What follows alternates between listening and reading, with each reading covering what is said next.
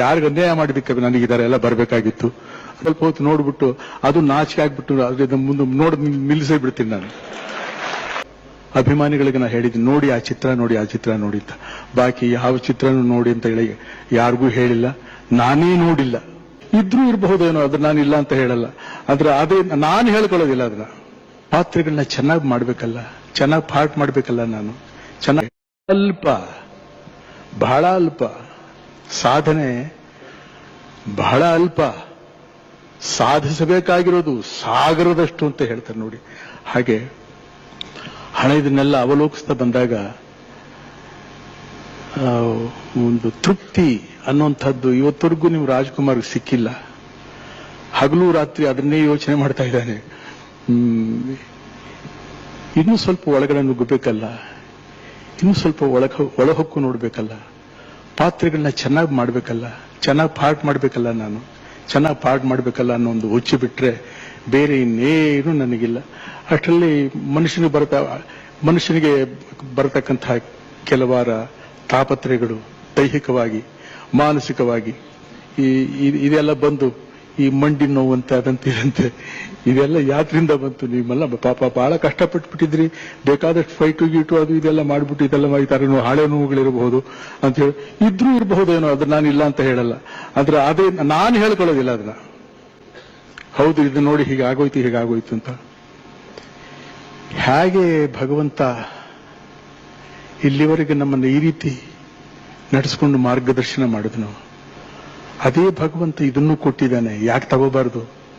ಇಲ್ಲಿವರೆಗೆ ಎಷ್ಟು ಸುಖಾನ ನಾನು ಅನುಭವಿಸಿದೀನೋ ಹಾಗೆ ಈ ದೈಹಿಕವಾಗಿ ಬರತಕ್ಕಂತಹ ಸುಖಾನೂ ಅದನ್ನು ಹಾಗೇನೇ ತಗೋಬೇಕು ಹೊರತು ಅದನ್ನು ಬೇರೆ ರೀತಿ ತಗೊಳಕ್ ಆಗೋದಿಲ್ಲ. ಏನ್ ಕರ್ಮ ಮಾಡಿದ್ದಕ್ಕೆ, ಯಾರಿಗ ಅನ್ಯಾಯ ಮಾಡಿದ್ದಕ್ಕೆ ನನಗೆ ಇದರೆಲ್ಲ ಬರಬೇಕಾಗಿತ್ತು ಅನ್ನೋದು ಏನೋ ಮಾಡಿರ್ಬೋದಪ್ಪ, ಯಾರಿಗ್ ಗೊತ್ತು. ಒಂದ್ ಸ್ವಲ್ಪ ತಿರುಗಿ ನೋಡ್ಕೊಂಡು ನಿನ್ನನ್ನು ನೀನು ನೋಡ್ಕೊಂಡ್ಬಿಟ್ರೆ ಬಹಳ ಒಳ್ಳೇದು. ಅದಕ್ಕೆ ಯಾವಾಗಲೂ ನಮ್ಮಲ್ಲಿ ನಾವು ಆಗಬೇಕು ಅಂತಂತ ಹೇಳ್ತಾರೆ ದೊಡ್ಡವರುಗಳು. ನನ್ನಲ್ಲಿ ನಾನಾದಾಗ ನನ್ನ ತಪ್ಪು ನೆಪ್ಪುಗಳು ಹಾಗೂ ಒಳ್ಳೆತನದ ಗುರುತುಗಳು ನಮಗೆ ಸಿಕ್ಕಿದಾಗ ನಾವು ಯಾವ ರೀತಿ ನಡ್ಕೊಂಡು ಹೋಗಬಹುದು. ಆದ್ರಿಂದ ನನಗಿಷ್ಟು ದೈಹಿಕವಾಗಿ ಇಷ್ಟು ತೊಂದರೆಗಳಿದ್ರು ಕೂಡ ಅದನ್ನು ನಾನು ಮನಸ್ಸು ತಗೋತಾ ಇಲ್ಲ, ಬರ್ತಾ ಇಲ್ಲ. ಇಲ್ಲಿವರೆಗೆ ಹೇಗೆ ಆನಂದವಾಗಿ ಇದನ್ನೆಲ್ಲ ನೀವು ಕೊಟ್ಟಂತಹ ಪ್ರೋತ್ಸಾಹ, ಈ ಕೀರ್ತಿ ಇವುಗಳನ್ನೆಲ್ಲ ಅನುಭವಿಸ್ತಾ ಬಂದಿದ್ದೇನೆ, ಹಾಗೆ ಇಲ್ಲಿರ್ತಕ್ಕಂತಹ ವ್ಯಾಧಿ ಆ ನೋವನ್ನು ಕೂಡ ಹಾಗೆ ಅನುಭವಿಸೋದಕ್ಕೆ ನನಗೆ ಬಹಳ ಆನಂದ ಆಗುತ್ತೆ.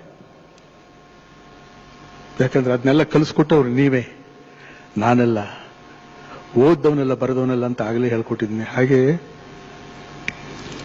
ಇವತ್ತು ವರ್ಷದ ಕನ್ನಡಿಗ ಇದನ್ನ ಹೈದರಾಬಾದ್ನಿಂದ ನಮ್ಮ ರಾಮೋಜಿರಾಯರು ಇಲ್ಲಿವರೆಗೆ ಬಂದು ಈ ಒಂದು ಪಾರಿತೋಷಿಕವನ್ನು ನನಗೆ ಕೊಟ್ಟು, ಅವರು ಚಿತ್ರೋದ್ಯಮದಲ್ಲಿ ಚಿತ್ರಗಳನ್ನ ತೆಗೆಯೋದ್ರ ಮೂಲಕ ಈ ತರ ಪ್ರೋತ್ಸಾಹನ ಕೊಟ್ಟು ಒಳ್ಳೊಳ್ಳೆ ಕಲಾವಿದರುಗಳು ಕೂಡ ಅವರಿಂದ ಹೊರಗೆ ಬರೋದಕ್ಕೆ ಅವಕಾಶ ಆಗಿದೆ ಅಂತಹ ಮಹನೀಯರು ಇವತ್ತಿನ ದಿವಸ ಇಲ್ಲಿ ದಯಮಾಡಿಸಿ ನಮಗೆ ಈ ಪಾರಿತೋಷಿಕನ ಕೊಟ್ಟು ನಮ್ಮನ್ನ ಅಭಿನಂದಿಸೋದ್ರ ಜೊತೆಲಿ ಆಶೀರ್ವಾದ ಕೂಡ ಮಾಡಿದ್ದಾರೆ ಅಂತ ನಾನು ಅನ್ಕೋತೀನಿ. ಎಲ್ಲ ಮಹನೀಯರುಗಳು ಇವತ್ತಿಲ್ಲಿ ಬಂದಿದ್ದೀರಿ, ತಾವೆಲ್ಲ ಇದನ್ನೆಲ್ಲ ಅವಲೋಕಿಸಿದಿರಿ. ನಾನು ಸುಮಾರು 200 ಚಿತ್ರಗಳವರೆಗೂ ಅಭಿನಯ ಮಾಡಿದ್ದೀನಿ. ಯಾವ ಚಿತ್ರ ನನಗೆ ಮೆಚ್ಚಿಯಾಗಿದೆ, ಯಾವ ಚಿತ್ರದಲ್ಲಿ ನಾನು ಚೆನ್ನಾಗಿ ಅಭಿನಯಿಸಿದ್ದೀನಿ ಅನ್ನುವಂಥದ್ದು ಮಾತ್ರ ನನಗೆ ಇನ್ನೂ ಸಿಕ್ಕಿಲ್ಲ.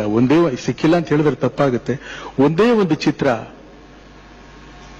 ಮಂತ್ರಾಲಯ ಮಹಾತ್ಮೆ, ಅದನ್ನ ಮಾತ್ರ ಕೆಲವಾರ ಅಭಿಮಾನಿಗಳಿಗೆ ನಾ ಹೇಳಿದ್ದೀನಿ, ನೋಡಿ ಆ ಚಿತ್ರ ನೋಡಿ, ಆ ಚಿತ್ರ ನೋಡಿ ಅಂತ.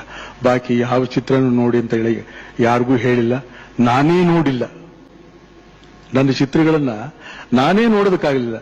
ಇವಾಗ ನೋಡ್ತಾ ಇದ್ದೀನಿ, ಟಿವಿನಲ್ಲೆಲ್ಲ ಬರುತ್ತಲ್ಲ ಚಿತ್ರಗಳು. ಇವಾಗ ಒಂದು ಸ್ವಲ್ಪ ಹೊತ್ತು ನೋಡ್ಬಿಟ್ಟು ಅದು ನಾಚಿಕೆ ಆಗ್ಬಿಟ್ಟು ಅದ್ರಿಂದ ಮುಂದೆ ನಿಲ್ಲಿಸೇ ಬಿಡ್ತೀನಿ ನಾನು. ಯಾಕಂದ್ರೆ ಮಾಡಿರೋ ಕರ್ತವ್ಯದಲ್ಲಿ ಲೋಪಗಳೇ ಹೆಚ್ಚಾಗಿ ಕಾಣ್ತಾ ಇದ್ದಾವೆ ಹೊರತು ಉತ್ತಮವಾದಂತಹದ್ದು ಕಾಣೋದು ಬಹಳ ಕಷ್ಟವಾಗಿ ಕಾಣುತ್ತೆ. ಆದ್ರಿಂದ ಇದನ್ನ ತಮ್ಮಗಳಲ್ಲಿ ಹೇಳ್ಕೊಳ್ಳೋದಕ್ಕೆ ನನಗೆ ತುಂಬಾ ಹೆಮ್ಮೆ ಅನ್ಸುತ್ತೆ. ಈ ತರ ಬೇರೆ ನನ್ನ ಬಗ್ಗೆ ನಾನು ಹೊಗಳ್ಕೊಳ್ಳೋದಾಗ್ಲಿ ಮತ್ತೊಂದಾಗಲಿ ಇದು ನನಗೆ ಬರೋದಿಲ್ಲ. ಯಾತಕ್ಕೆ ಬರೋದಿಲ್ಲ ಅಂದ್ರೆ ನಮ್ಮಪ್ಪ ಹೇಳ್ಕೊಟ್ಟಿದ್ದು ನನಗೆ ಹಾಗೆ. ನಮ್ಮಪ್ಪ ಹೇಳ್ಕೊಟ್ಟಿದ್ದು ಇದು ನನಗೆ.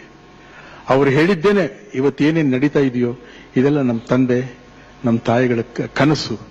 ಆ ಕನಸು ಇವತ್ತೆಲ್ಲ ನನಸಾಗಿದೆ. ಆ ನನಸನ್ನ ತಾವೆಲ್ಲ ನೋಡೋದಕ್ಕೋಸ್ಕರ ಇವತ್ತೆಲ್ಲ ಇಲ್ಲಿ ಬಂದು ನೆರೆದಿದ್ದೀರಿ. ಬಹಳ ಆನಂದ, ನನಗೆ ತುಂಬಾ ಸಂತೋಷ. ನಾನಿದನ್ನ ಈ ಸಂದರ್ಭನ ಯಾವತ್ತೂ ಮರೆಯುವುದಿಲ್ಲ. ನಮ್ಮ ಮಾನ್ಯ ಮುಖ್ಯಮಂತ್ರಿಗಳವರು ಹಾಗೂ ರಾಮೋಜಿರಾವ್ರವರು, ಇನ್ನು ಇಲ್ಲಿ ನೆರೆದಿರ್ತಕ್ಕಂತಹ ಅನೇಕ ವಿದ್ಯಾವಂತರುಗಳು, ಹಿರಿಯರು, ಎಲ್ರಿಗೂ ನನ್ನ ವಂದನೆಗಳನ್ನು ಅರ್ಪಿಸಿ ಮತ್ತೊಮ್ಮೆ ನಮ್ಮ ಅಭಿಮಾನಿ ದೇವರುಗಳಿಗೆ ನನ್ನ ನಮಸ್ಕಾರಗಳನ್ನು